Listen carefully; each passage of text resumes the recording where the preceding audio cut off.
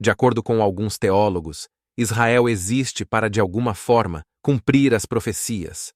O povo de Israel é proeminente tanto no Antigo quanto no Novo Testamento bíblico. Escolhido por Deus como o povo da sua aliança com a humanidade, também é descrito em muitas profecias acerca do tempo do fim. A partir disso, muitas dúvidas surgem sobre a literalidade destas profecias e o real papel de Israel nos últimos dias da história da humanidade. Abraão foi chamado por Deus para sair da sua terra, Ur dos Caldeus, na Mesopotâmia, e ir à terra de Canaã, onde daria origem a uma grande nação.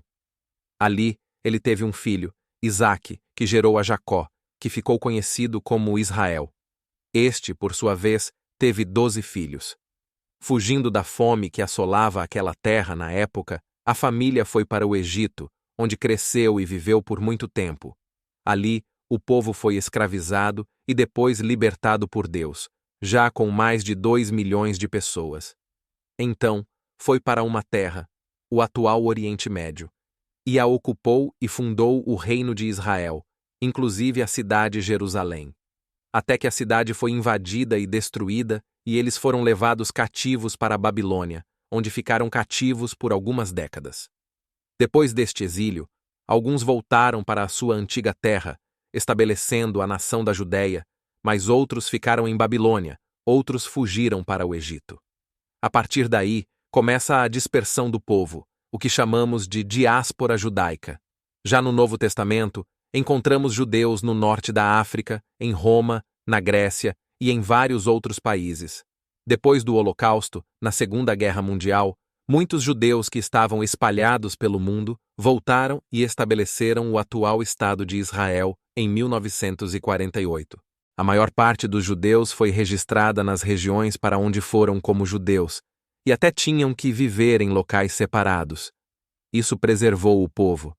Claro que também houve pessoas que se converteram ao judaísmo e se integraram ao povo de Israel, mas há uma continuidade garantida.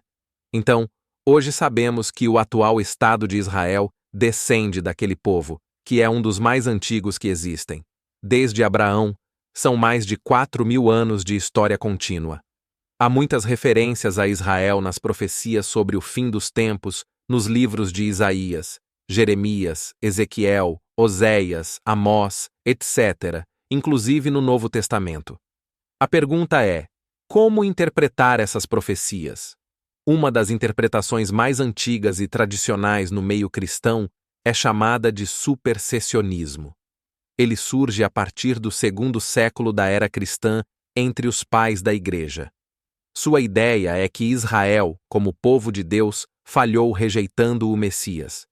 Portanto, Deus rejeitou a nação, e todas as profecias em que ela aparece mostram o que poderia ter acontecido a ela, mas não vai acontecer devido à sua infidelidade. A Igreja cristã, então, toma o seu lugar como um Israel espiritual, composto por gente de todas as nações, e todas aquelas profecias se cumprirão nela dentro de uma batalha espiritual entre o bem e o mal. Outra visão, também comum entre os evangélicos conservadores ou fundamentalistas, é chamada de dispensacionalismo. Ele considera que a Igreja cristã e Israel são duas realidades separadas. Como a profecia acerca de Israel não pôde se cumprir na antiguidade, se cumprirá no futuro, durante um milênio de paz que haverá na Terra, começando com o arrebatamento secreto. Em algum momento, todos os cristãos fiéis irão desaparecer, levados por Deus para o céu. Este rapto vai impactar o mundo inteiro, e os judeus irão se converter e evangelizar as outras nações.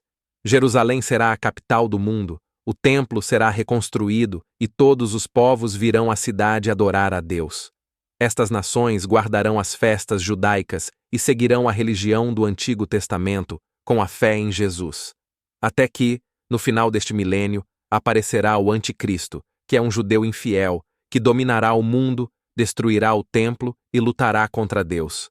Por fim, Jesus voltará para pôr fim ao Anticristo e estabelecer o seu reino eterno. Então, o dispensacionalismo parte do pressuposto de que, se Deus fez uma promessa, ela tem de se cumprir de qualquer maneira, E se não foi no passado, será no futuro, de forma literal, nesta segunda chance que Deus dará ao povo de Israel. De acordo com alguns teólogos, Israel existe para, de alguma forma, cumprir as profecias.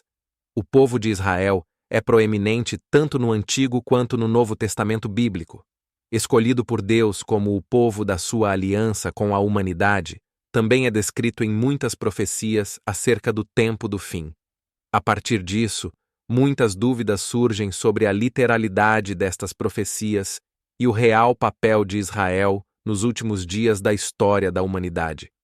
Abraão foi chamado por Deus para sair da sua terra, Ur dos Caldeus, na Mesopotâmia, e ir à terra de Canaã, onde daria origem a uma grande nação. Ali, ele teve um filho, Isaque, que gerou a Jacó, que ficou conhecido como Israel. Este, por sua vez, teve 12 filhos. Fugindo da fome que assolava aquela terra na época, a família foi para o Egito, onde cresceu e viveu por muito tempo. Ali, o povo foi escravizado e depois libertado por Deus, já com mais de 2 milhões de pessoas. Então, foi para uma terra, o atual Oriente Médio, e a ocupou e fundou o reino de Israel, inclusive a cidade Jerusalém. Até que a cidade foi invadida e destruída, e eles foram levados cativos para a Babilônia, onde ficaram cativos por algumas décadas.